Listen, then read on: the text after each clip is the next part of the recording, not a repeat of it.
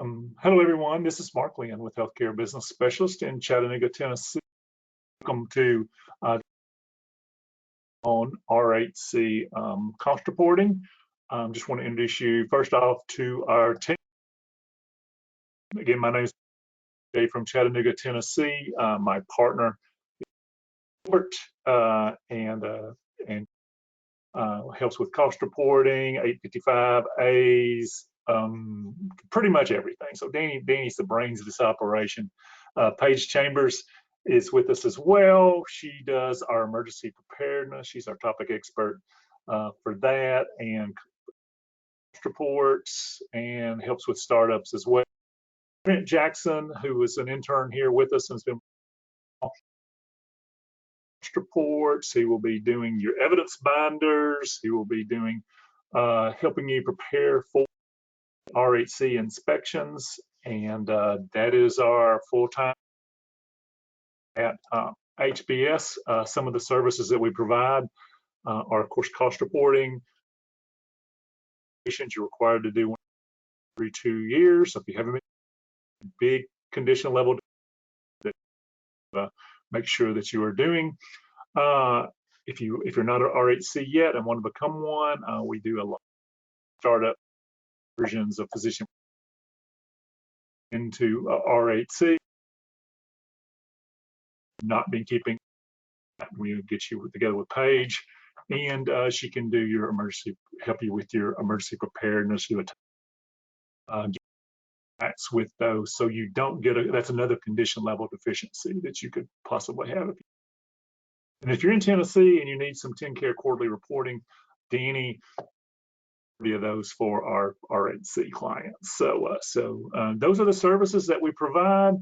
If you're not a member of our Facebook group, we have about 4,600 members here. Here's the link where you can go into it. It is we watch it very closely. We only let people from the United States in. We tend to block people that put dumb stuff in and goes in there. Heavily moderated. And it's a safe place to post information from some great people there. Everything in this is up to date as of today. The session is also being recorded, so if that's an issue, you know, please leave. We're going to for general information. I would seek out whoever your cost report person is. If you're going to make some changes based upon what we talk about today, you'll definitely want to talk to them, make sure it's correct for your situation. If you do have questions, you can type those in the question box, and then we can answer those at the end of the session. You will see that that Mark is dumb here. I way too many slides and too much information. We will no doubt be splitting this up into 2 sessions. We'll have one sometime the first or second week in December where we'll get the second piece of this information. We're going to try to get to you the big rocks this today and make sure you get an idea of what's going to happen today. The slides will be on our website at ruralhealthclinic.com. The slides will also be in the Facebook group as well. And the recording will be on our Healthcare Business Specialist YouTube channel if you need to watch it later. Here is the email that we sent out. We are updating all of our billing presentations, and we've got some wonderful people here. Amanda Dennison from Blue & Company, Patty Harper from Inquaseek, Charles James Jr. from North American. They're all going to do 1-hour sessions on RHC billing, and then I will do a couple of sort of billing webinars before that as well. So you're going to get 5 hours of billing information in the next week or so, in a couple weeks as well. So do sign up for those. Those will be very, very popular. There'll be a lot of people there for those. Getting in today's session, what is a cost report? Think about a tax return. It's basically a return that we file with Medicare. You are required to file it. If you don't file it, they're not going to pay you. And it is due by May 31st of the year if you're a 12/31 year, and it's due 5 months after your fiscal year end. But it's just basically a reconciliation of how much Medicare paid you during the year and what your actual cost per visit is. So that's what's in there. There is a new fact sheet out for RHC, so you'll want to look at that. I just copied this. It was just out. I think it was just out yesterday. That was the first day that I found it, and I'm not sure if I put it in your handouts or not. There are 5 handouts over in the sidebar over there. One of them is this presentation as well. It may not download because it's so big, but there's 5 different documents over there that you can download as well. But here's the new fact sheet. It tells you that an RHC must file an annual cost report. So there's your requirement. It tells about some of the things that we're going to talk about in this session as well. But if you want to get your hands on it, down here is a working link for that new fact sheet. And I would take that fact sheet and read it. It's about 13 pages long, and it does have a lot of new information. The new information is in red, so you'll want to take a look at the red information and make sure that you're implementing whatever's in there. This is chapter 13 of the RHC manual that talks about the requirement for an RHC cost report every year. Remember, chapter 13 of the RHC manual and chapter 9 of the RHC manual. Those are your Bible for rural health clinics. If you have questions, refer to those documents first, and you will typically find an answer in there. There are 2 types of rural health clinics. There's an independent or freestanding RHC, and then there's a provider-based RHC. Provider-based are typically owned by hospitals that have 50 beds or less. Those RHCs, those provider-based RHCs, are paid on the hospital's cost report. So they don't file a separate RHC Medicare cost report, but they do basically have to gather the same exact information that you would if you were an independent RHC. So the mechanism may be slightly different, but what goes into that is pretty much the same. So provider-based and independent RHCs are your two types of rural health clinics. There's 3 types of cost reports you can do, and this will come in handy if you're brand new, or if you're a pediatric office where you have no Medicare utilization. You can simply file basically a 1 or 2 pager, send it into to your CMS MAC, and say you didn't have any Medicare utilization, so we're not going to do a cost report. And it's pretty simple. So you'll want to do that if you're a pediatric office. If you're brand new to the RHC program, maybe you were surveyed in July and you have a December 31st year end, and you got less than $50,000 of payments during the year, then you can file what's called a low utilization cost report. You won't get flu, pneumococcal, COVID shot reimbursement. You won't get any Medicare bad debt reimbursement, but you can file a very short little thing where you add a balance sheet and a profit and loss statement, send it into Medicare, and you don't have to do a whole lot of accounting to do the full cost report. If you get $50,000 or more from Medicare, then you are going to be required to file a full cost report. That's where you're going to get your flu, pneumococcal, bad debts. Your settlements will come from that, and you'll be able to get your RHC rate increased because you're going to show them what your cost per visit is as well. So those are the 3 types. So you want to think about that. Think about it early. If you think you qualify for a low or a no load utilization cost report, then we would like to get those done early. Or if you're using somebody else to do your cost report, I'm sure that they'll want to get those done as soon as possible, because there's not a lot to them. You don't have to get a lot of information. It's just nice to get those off the plate there. I think I saw in our Dropbox where Dani has been sending out cost report agreements to people, and it looks like most of them were low and no utilization cost reports. Dani, is that correct? Yes, sir. I'm starting with those ones because I'm looking at the utilization and the current rates to see what clinics qualify for. Okay. That's why it's taking me a little bit longer this year to get them out. Okay. All right. So yes. So look for those agreements. If we do your cost report last year, start looking for an email from Dani regarding. She'll send you a HIPAA agreement, a business associate agreement, and then a cost report agreement. it'll have a ask for a retainer, and then we'll get the difference whenever we file the cost report in April or May. Hopefully we can do it in April. I would recommend everybody start getting their stuff in early. What we found is these cost reports are taking much longer than they did before, and we'll talk about why in a minute here. But the earlier you can get your stuff in, the better results you're going to get on your cost report, and we might actually get some sleep in April and May. So last year was probably the worst cost report year I think I've ever had. I had like 35 of them. It was just hard. If you have more than one rural health clinic and have the same tax ID, you can consolidate those cost reports. When something called the CAA first came out, I guess in 2021, everybody was worried because they said you could not consolidate cost reports anymore.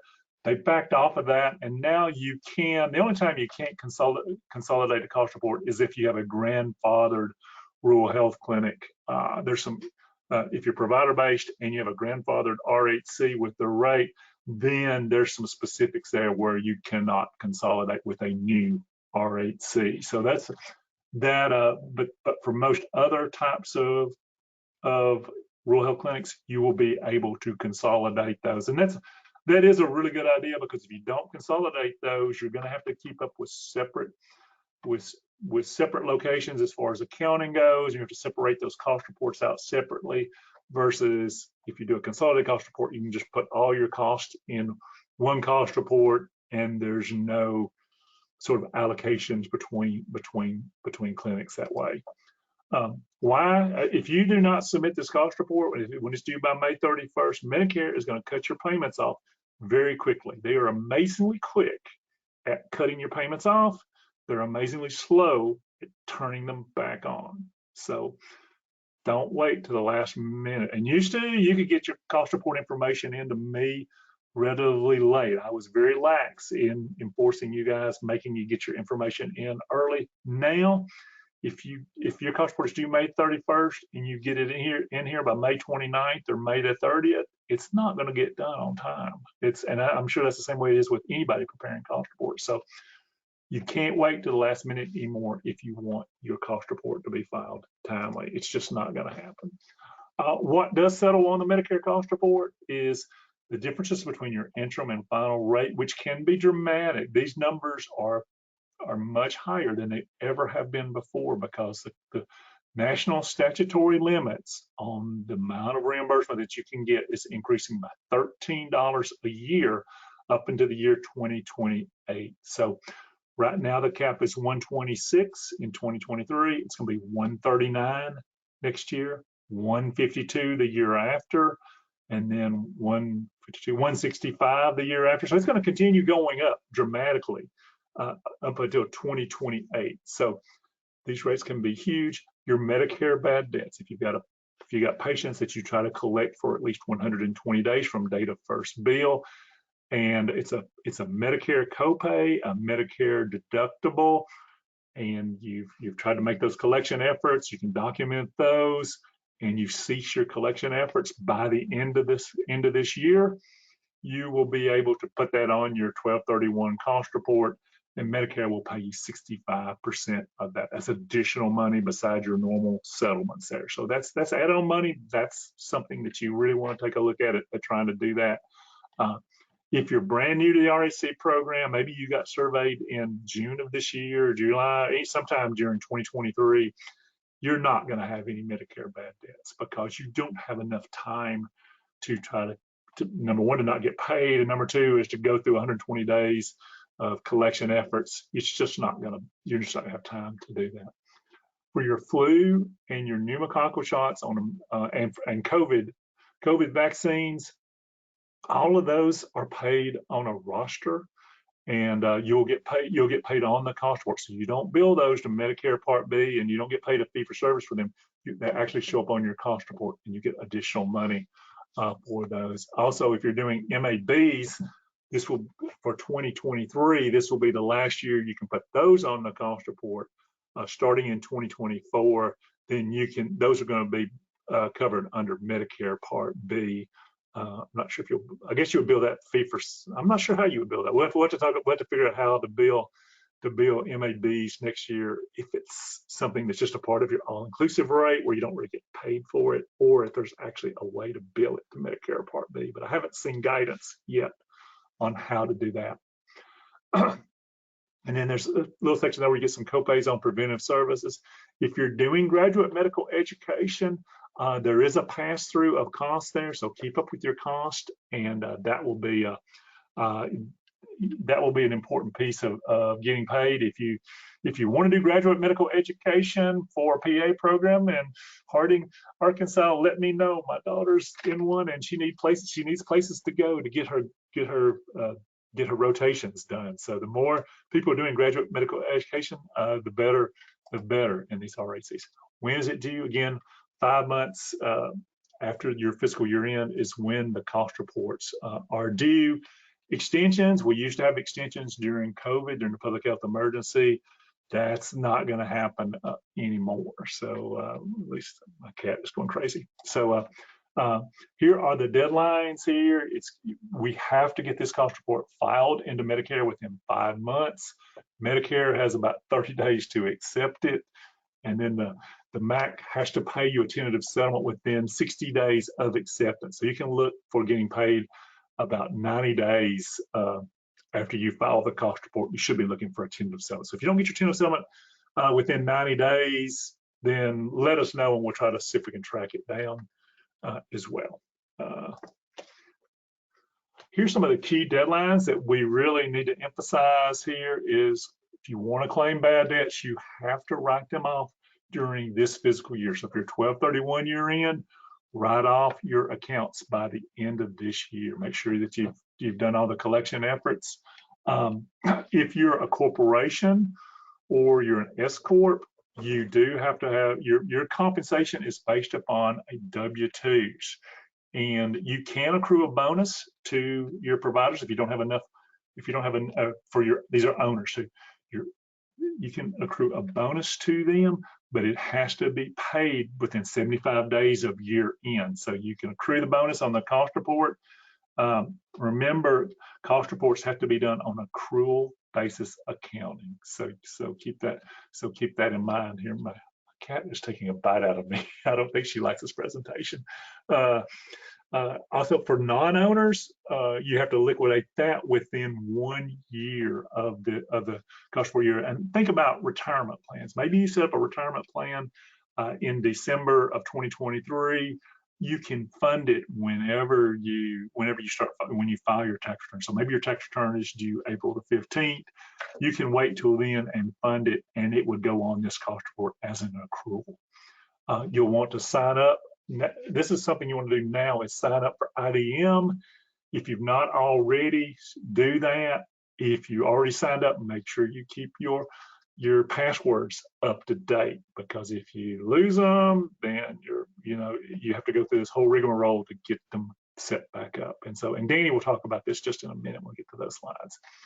And then getting your cost report work paper submission to us. In January, we will send out our updated cost report work papers. And if you could get those to us by March of 2024, March 1st, this date keeps moving up because, again, we need more time with these cost reports. And then if you do think that you would qualify for either a productivity standard or a low or a no utilization cost report, get to us in January or February, and we will go ahead and get those taken care of. A productivity standard waiver means if your physician is not seeing 4,200 visits for a full-time physician, full-time, I mean working 40 hours a week in patient care, face-to-face encounters with patients, or your nurse practitioners or PAs aren't hitting 2,100, get that information to us early and we will request a waiver. It's tougher to get than it was during the PHE. Used to, it was a blanket, you're gonna get a waiver. Now, we have seen them get denied. So you'll want to get that information to us in early so we can request that waiver if you need it.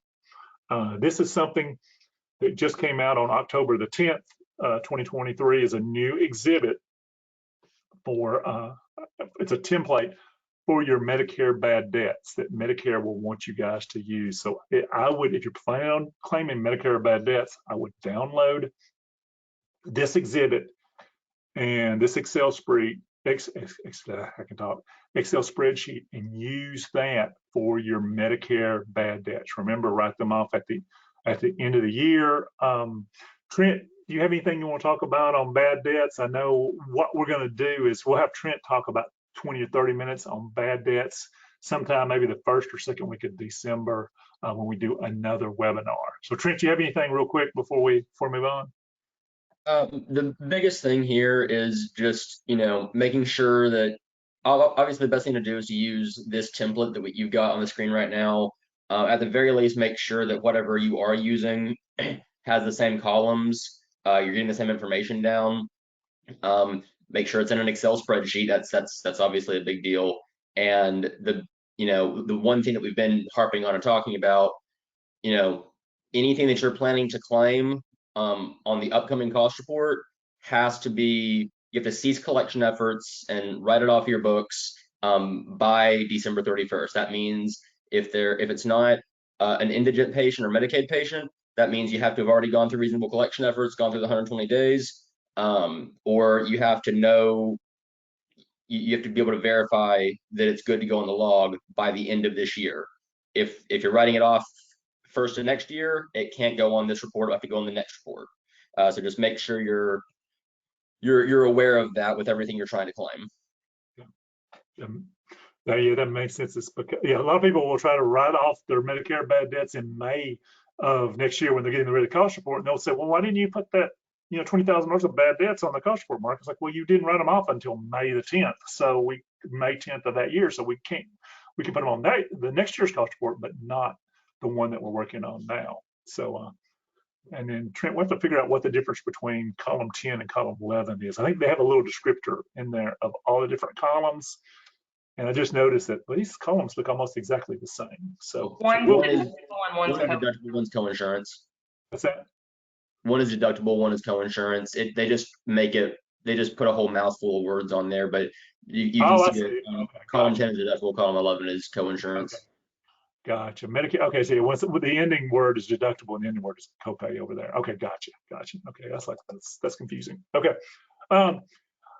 Where do you file your cost reports? We want to do them electronically. Everybody, all the cost report preparers want to do them electronically. It's so much easier when we do it this way. It's called MCREF, is the system that Medicare uses, and you're still, as of now, you can still file paper reports. That's not going to be here for long. I'm sure that eventually it's going to get to the point to where you can't use paper anymore. But here is the MCREF, and then Dani, you want to take over on this identity management system, because Dani is your cost report, authorized cost report preparer, because I am old and technologically challenged. So Dani, go ahead. Yeah. So basically the IDM is where you're going to want to make sure that's kind of the starting point for everything. The system was put into place so that you could use one set of credentials to log in across multiple CMS websites. And that includes like NPPS for the MPI enumerator, Paycos, Star, all of those.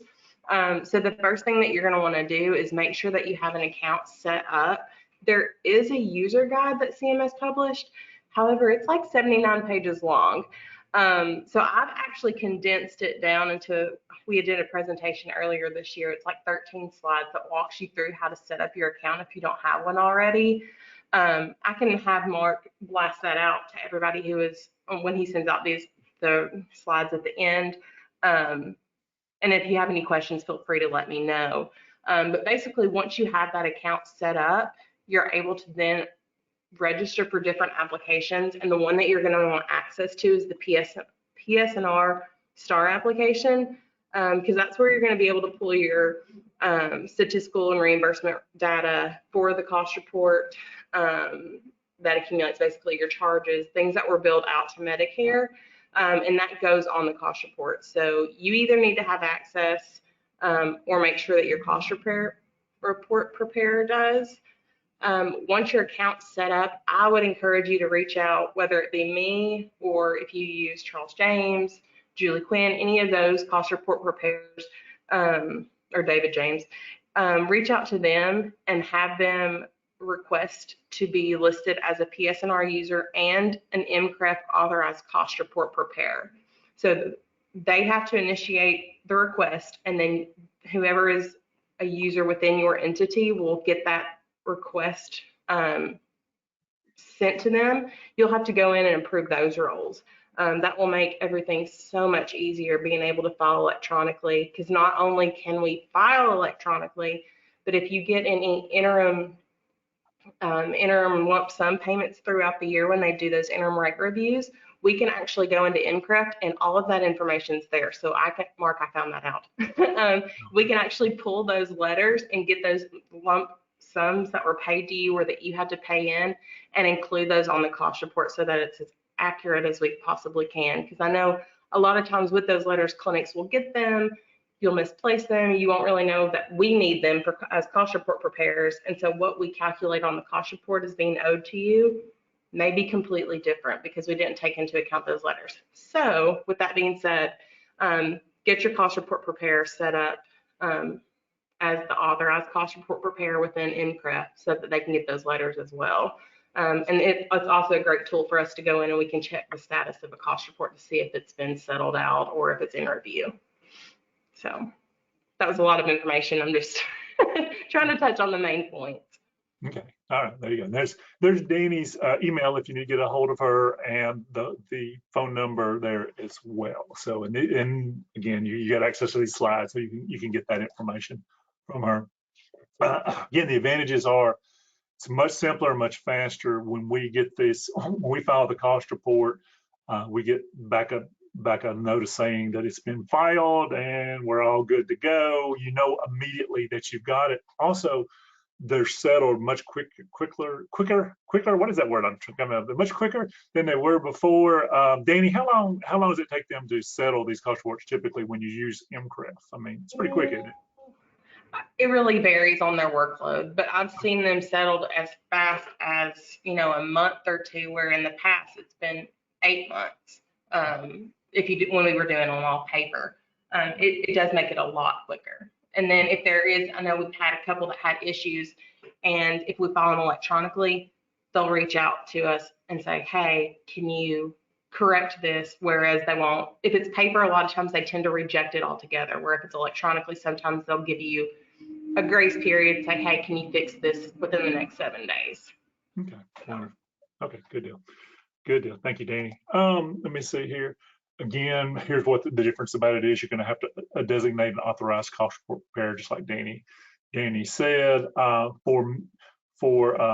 There's a portal, that MCREF portal, that they will be uploaded into. There's different pieces to the portal that you'll upload that. And then for Medicaid, it all depends on which state it is. A lot of times we'll email you a copy of the cost report for you to sign and send to the state. Sometimes Tennessee allows you to actually just email them a copy of the cost report. I know in Mississippi, they have a portal that you have to go in and upload the documents there as well. So, but we're trying to get away from paper. Used to I would send this big leather-bound booklet that's huge. We no longer do that. We try to do everything electronically if we can. So but that makes a big difference here. And then the steps to filing the cost report. The key right now is, we'll be getting out the cost report agreements. So look for those. And then in January, we'll be getting you new documents as far as like the checklist that will have the information that we need.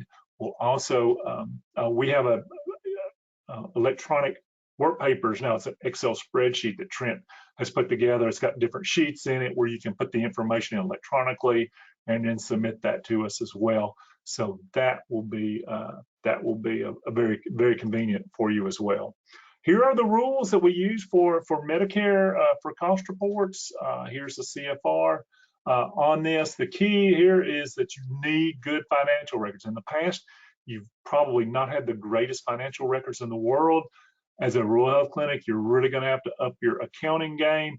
And we do have to follow these on accrual basis accounting. You typically use cash basis accounting if you're an independent RHC. If you're provider based, the hospital is going to use accrual based accounting. So you're good to go. If you're independent, you probably use cash basis, and we probably need to make some adjustments or reclasses on the cost report in order to do that. So to convert you into accrual basis accounting. Is there a listing of allowable expenses for a cost report? And I've never found one.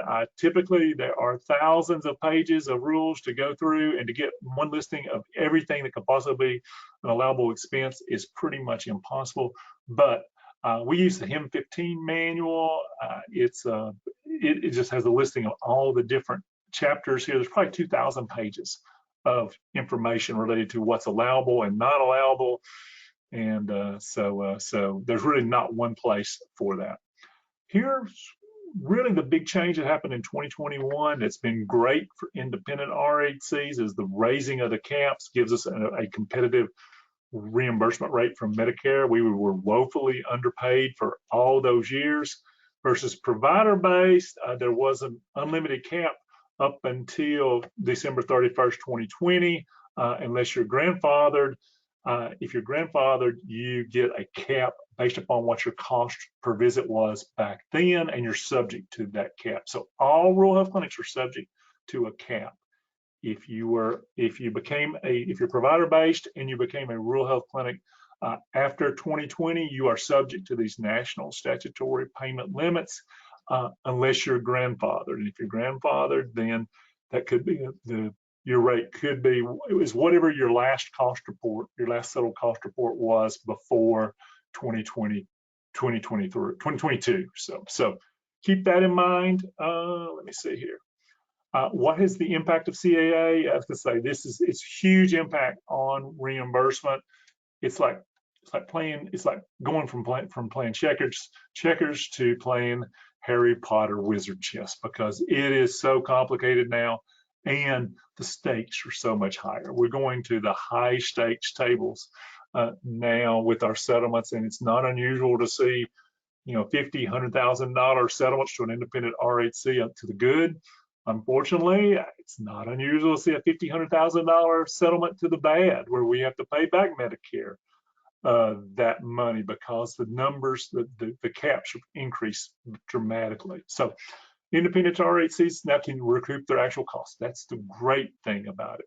Provider-based are now subject to a cap, the national statutory limit, or the clinic's grandfathered cap. Everybody's subject to a cap now. So again, accounting is going to be so much more important. You're going to have to manage your costs better, budget, keep great records, because you want to capture every expense that you possibly can on this cost report here.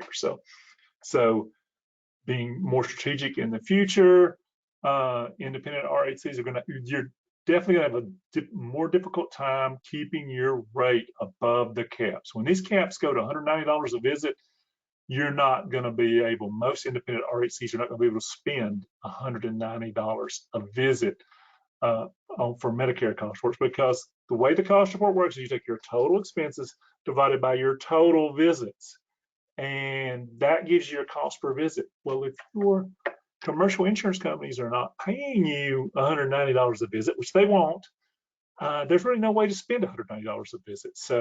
So most rural health clinics, their cost per visits come in the 120, 130, maybe 140 range, but I can't see it going all the way up to 190. Again, provider-based RHCs, you have to watch your costs during the year as well.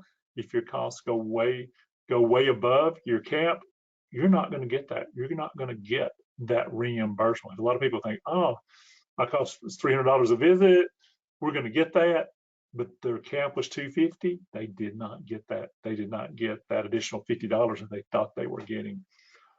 Also, cost reports will become subject to much more scrutiny. In the past, Medicare knew they had a good deal. They were paying you so much below the cap that no matter what they would have done, it would have had no impact on it.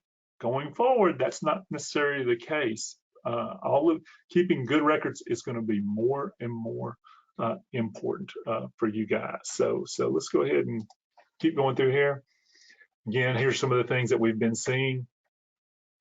Large settlements for both independent RHCs and for provider-based RHCs, and again, taking much more time than they did before. It's just a lot of time.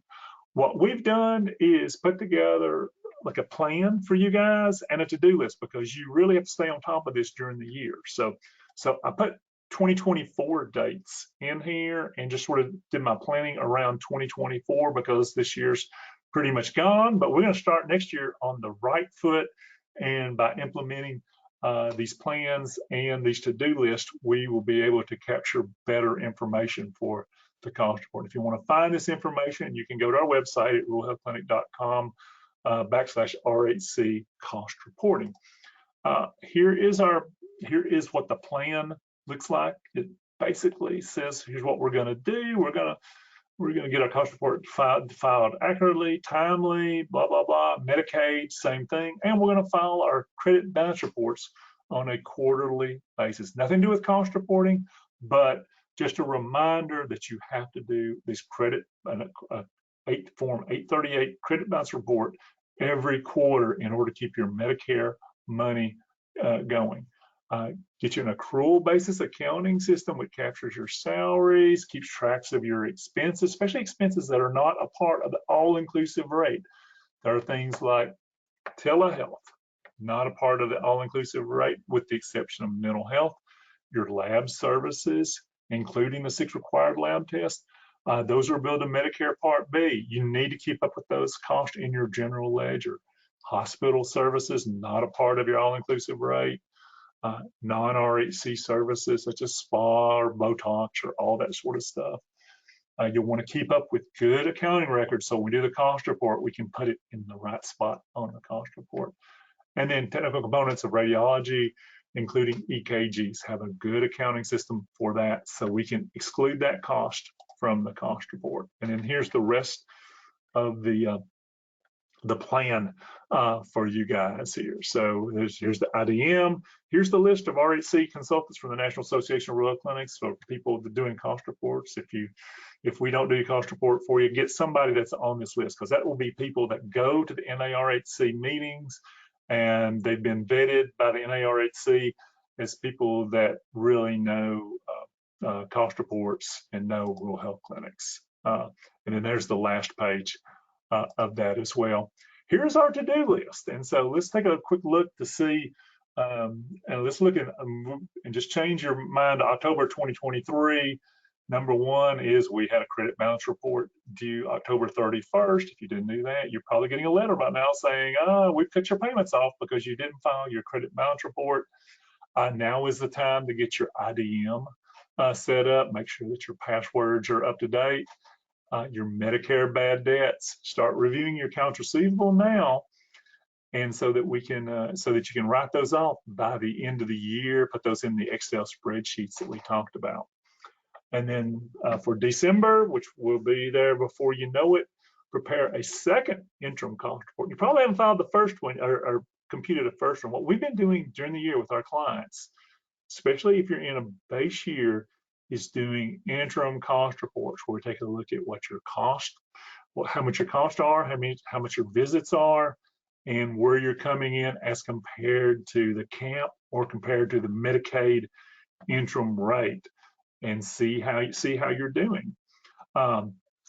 If you're a corporation, you'll want to set up a bonus for your owners. I would document the bonus, maybe have some type of plan on how you pay that, maybe it's based upon productivity, based on MGMA standards, of compensation per visit. This doctor saw 6,000 visits during the year, and we're going to pay them, $70 per visit. So we don't have enough cash to pay them, half of that right now, but we're going to pay them by 75 days after year end, so that March 16th. You'll want to do that. So that's if you're a corporation, you are required to pay that. That also applies to a sub S corporation as well. Even though that person gets a K1, you'll want to make sure that that compensation shows up on a W-2. Finalize writing off any bad debts by 12/31 of this year. And then at the end of the year, you want to look at your cash position, spend as much as you possibly can and that you feel comfortable with. try to get that expense into this year's cost report, because you'll want to do that. You'll want to get as much expense as you can in December of this year so that we can get credit for that, and that will increase your cap for the year.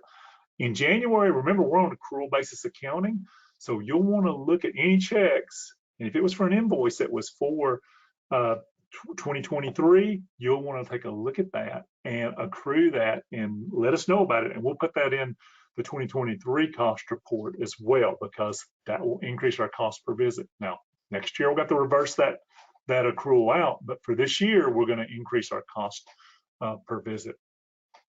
And then again, there's another credit balance report. It's going to be due by January 31st. And then time studies. If you're doing time studies, you'll want to make sure you do those. There's really no specific guidelines for rural health clinics on time studies for your providers or for, like the time that you do for COVID and flu and pneumococcal. It's a good idea to try to do at least 2 time studies per year if you can. 4 is better if you do one each quarter. And then what's best, I think on the hospital side, they always talk about doing a monthly time study for their providers. So this is going to be your to-do list of what to do for your cost reports. Okay, and then this is why it's important that you do this stuff in December, because this Danish proverb about advice after injury is like medicine after death. There's not a lot we can do if you send us all your information on May the 30th and you've taken no action to sort of get your cost per visit up, to claim as much as you possibly can to optimize your reimbursement. That's what we want to do. We want to optimize it so you get the maximum amount that you are entitled to, not a penny more, not a penny less. So, but it's impossible to do anything about it pretty much after the year is over. Okay. Again, things that must be done. Write off your bad debts. If you still have any PRF funds, you'll want to make sure you get those spent. I'm not sure what the deadlines are now. I'm sort of losing track of this PRF, but I think there's still some PRF funds that people may have. You'll want to get those spent by the end of the year as well.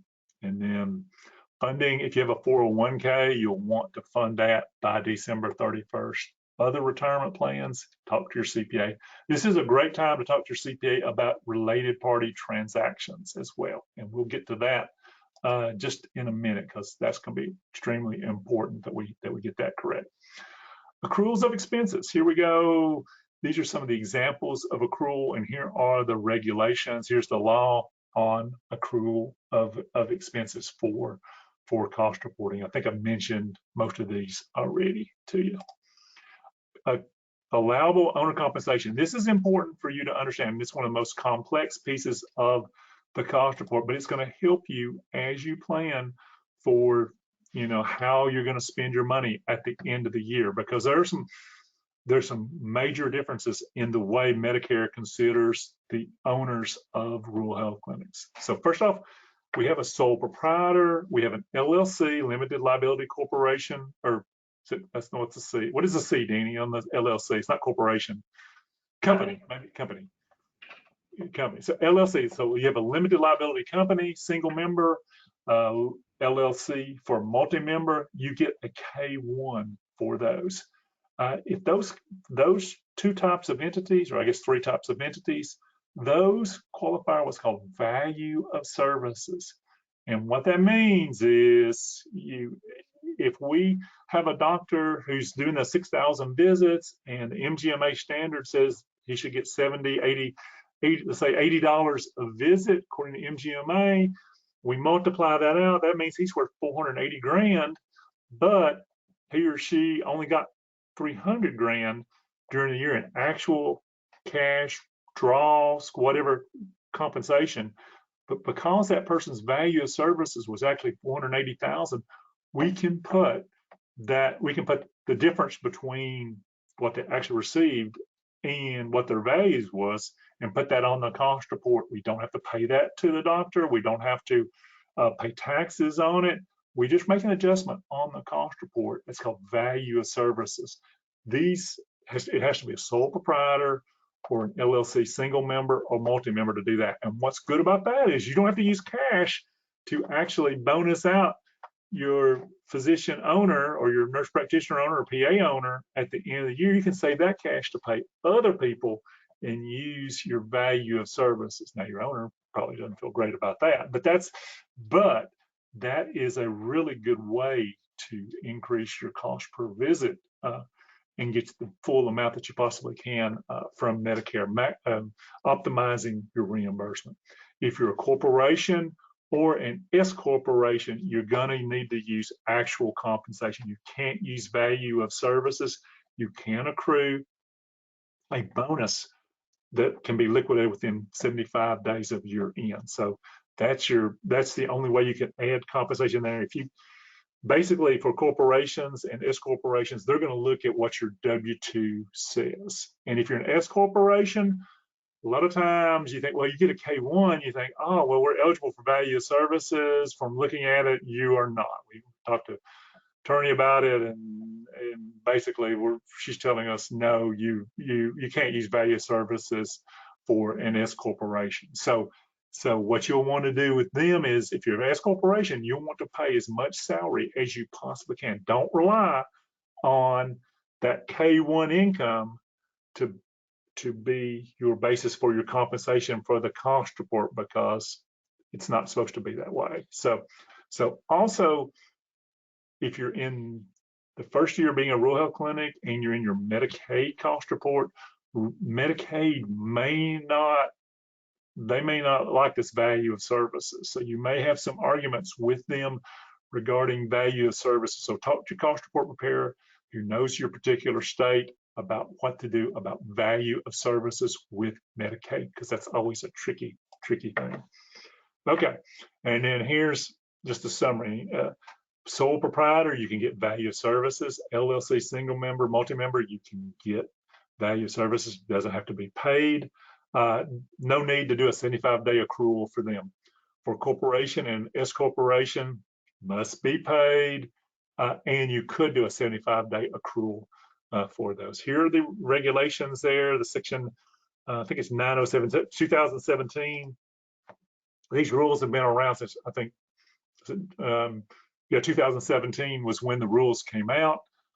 And here's where we get this, because this is hard for a lot of people to understand. You're like, wait a minute, you can just put a number on the cost report even though we never paid it? And the answer is yes. This is partners is the value of services rendered by the owner.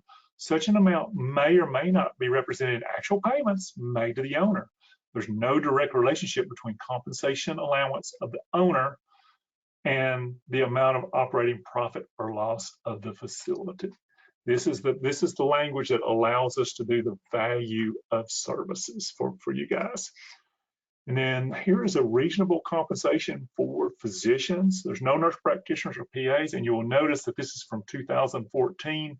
So if you use this table, you will want to take it and then update it through 2023. So these numbers will be, in the mid 350s, $400,000 is reasonable compensation for your full-time physicians. So that's super important that you understand that, because that will impact the way that you handle your fiscal year end this year for your 12/31 year end. Productivity, again, we mentioned earlier that there's productivity standards. 4,200 visits for a full-time physician. That means they're working 40 hours a week, 52 weeks a year. There we go. So 4,200 is your number there. That's only 16, 17 visits a day. For your nurse practitioners and PAs, the minimum productivity is 2,100. That's only, 8 or 9 visits per day. And so really not that hard to meet those. Do keep in mind that if your physician is taking off every Thursday afternoon or every Wednesday afternoon or whatever, or if they're doing things like being medical director over in the hospital, you'll want to reduce this FTE calculation as much as you reasonably can, because the lower that number is, the lower the productivity standard is, and that's going to help you keep your cost per visit up. And so keeping a time study would be great if you can do that on your physicians, your nurse practitioners, and your PAs. So we have good numbers supporting our FTE calculation. Because again, as we get more and more audits on these rural health clinics, the more we're going to need these time studies. Like I've been doing this 35 years, they've never asked me for a time study once. I know I was listening to Katie Joe with the NARHC presentation this morning on cost reporting. She's been doing it 25 years, and no one's ever asked her for one either. But keeping a good time study will, if they ever do ask for it, you're going to have it. And so here's one of the consultants' time studies that they use here, which is very good. So you'll want to do that so that you can have a low FTE calculation that is appropriate for your cost report. Related party transactions, as soon as I get through this section here, we will stop. And because I think this is the major portions I want to, then I will schedule part 2 of this webinar in the coming weeks, probably the first or second week of December. So related party transactions, this is important because transactions between family members or entities with common parties, those are considered related parties. In the past, because the caps were so high, you could have related party transactions and you could disallow a ton of cost, would have no effect whatsoever on your reimbursement. That is no longer the case. If you get a bunch of money disallowed because of a related party transaction, it will reduce your compensation from Medicare most likely. So what you want to do is identify any related parties. That means by financial, if you own the building and you're the owner also of the rural health clinic, that is not an arm's length transaction there because you own both sides of the transaction. That is called a related party transaction. If you employ your spouse, in the clinic, that's a related party transaction. If you employ your children, related party, you'll want to identify those and put that on the cost report and reduce it down to the actual allowable cost on the cost report. What you don't want to do is try to create a huge profit. And in the past, I think from tax standpoint, it was a good idea to create a large profit because it was passive income. So it worked out very good for the physicians, nurse practitioners to do that. Now, because of the way the cost report works, that may not be such a good idea to create that large profit. So talk to your tax person, tell them what's going on. Maybe you need to reduce your rent on your bill. I know you don't want me to say that, but that may be better. What you want to do is reduce your rent and then pay yourself more allowable compensation. And then you could have a 1010 exception, which means if you own a ton of real estate and you rent the RHC to yourself, you could qualify for what's called a 1010 exception where you don't have to reduce it down to cost. So if you do own a lot of real estate, talk to us about a 1010 exception. You may be able to get that as well. Here's the related party regulations per the Oregon, and this actually was a pretty good document for talking about related party transactions. It talks about common ownership and then owning significant ownership or equity in the provider and the institution. That's a good description. And then will allow rental expense paid to individual or organizations to the extent the rental does not exceed the related organization's cost of owning, depreciation, interest, and mortgage. That's exactly the way we do it on our cost reports. Is we will disallow the rent paid to yourself, but we'll put back in your depreciation, interest, and mortgage on those. So this is a good rule to go by. Let me see here. Here's some things that you want to do is identify your related parties and then get your costs. If you do a Schedule E, send that to us so that we can use that to put that cost on the cost report as well. So a Schedule E will be very important if you have a related party for that. And if you have family members, identify that to us and how much you paid them and sort of what their duties were as well. Here's an example of what happens. The related party impact is in 2021, we were paying ourselves $200,000 in rent. And so we're putting on the cost report. We disallowed $150,000 of cost there because our actual cost was only $50,000. Our allowable expense was $1.35 million. Total cost per visit were 12,500. Our cost per visit came out to 108, which was above the Medicare cap. In 2021, the cap was 100. So even though we disallowed $150,000 in cost, had no impact whatsoever on reimbursement. We go into 2022, our cap is increased to $113.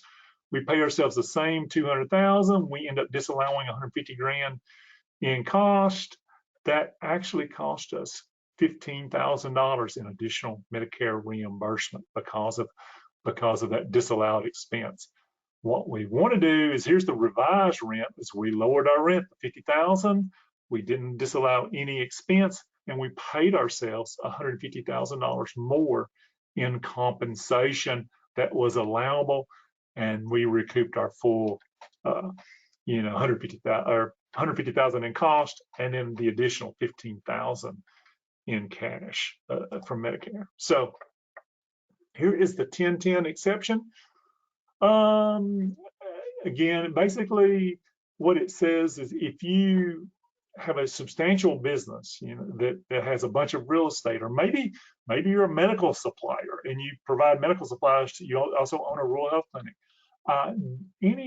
Any type of business there where you have substantially most of your business is with other people besides your particular rural health clinic, that's when you can qualify for this 1010 exception. So you'll want to take a look at that if you think that would apply to you guys. Okay, I think we're at a good stopping point here about how to count visits or encounters on RHC cost report. Dani, Paige, or Trent, do y'all have any big hints before the end of the year that we really need to tell people now before we get close to the end of the year that they just can't wait for 2 weeks? I don't have anything. You don't? Dani doesn't have anything. Okay. Okay. Do we have anything in the question boxes? Not as of now. Not of now. Wow. Either baffled you with my brilliance or you were sound asleep. Okay. Okay. No questions. Okay. Oh, okay. Well, thank y'all for listening. If you need anything, let us know. We will schedule the second part of this, like I said, in maybe the first week of December or the second week. So thanks everybody for tuning in. We appreciate it, and we'll talk to you soon. Bye, everybody. Thanks, Dani, Trent, Paige.